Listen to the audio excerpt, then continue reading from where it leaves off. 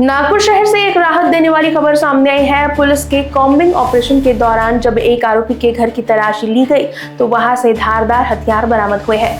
Police ने समय रहते इन हथियारों को जब्त कर लिया है, जिससे इलाके में किसी भी संभावित अनहोनी को टाल दिया गया। पुलिस का कहना है कि यह कार्रवाई आम नागरिकों की सुरक्षा को ध्यान में रखते हुए की गई है। फिलहाल आरोपी से पूछताछ जारी है और मामले की जाँच की जा रही है।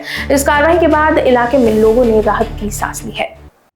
बघा, महानगरपालिका निवडणुका बरेच दिवसांनी होत असल्याने माननीय पोलीस आयुक्त डॉक्टर श्री रवींद्र सिंगल साहेब, तसेच जॉईंट CP साहेब रिजन आणि DCP साहेब, ACP साहेब स्वतः कोम्बिंगमध्ये होते।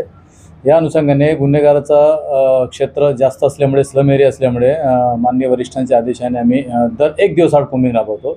कालच्या कोम्बिंगमध्ये माहिती मिळाली की एका ठिकाणी 6 शस्त्र ठेवलेले आहे।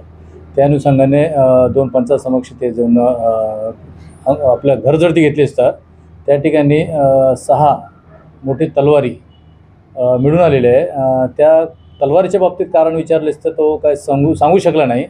त्याचा त्याआधी 2022 मध्ये एक गुन्हेगार राहत होता, जो आता सध्या सापडला आरोपी, त्याचा भाऊ।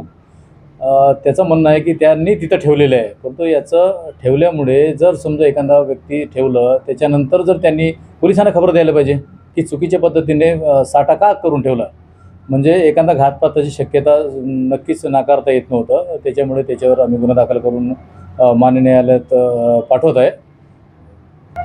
बरोबर आहे, PSI माझगावकर आहे, दिलीप पवार, आणि विशेषतः म्हणजे बीट मार्शल निलेश हिवरकर आणि अश्विन जाधव यांची इन्फॉर्मेशन होती कोम्बिंग दरम्यान, आणि त्यांनी आम्हाला कळवल्याबरोबर आम्ही स्वतः आणि हे PSI माझगावकर, दिलीप पवार, वासुदेव आणि पखान, राठोड, आशिष आणि अतुल या टीमने केलेली आहे। बरोबर आहे, बापूकुटी नगर इथून 200 मीटर अंतरावर आहे। त्या ठिकाणी कमलेश राजन तांबे त्याला ताब्यात घेऊन त्याच्याकडून जप्ती करण्यात आलेली आहे। त्याच्या अगोदर त्याचा एक औलंगा नावाचा त्याचा भाऊ होता, 2022 मध्ये मरण पावला होता।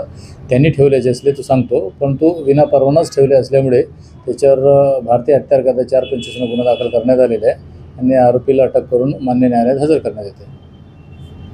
लोकवाणी न्यूज के लिए विशाल बंबड़वार की रिपोर्ट।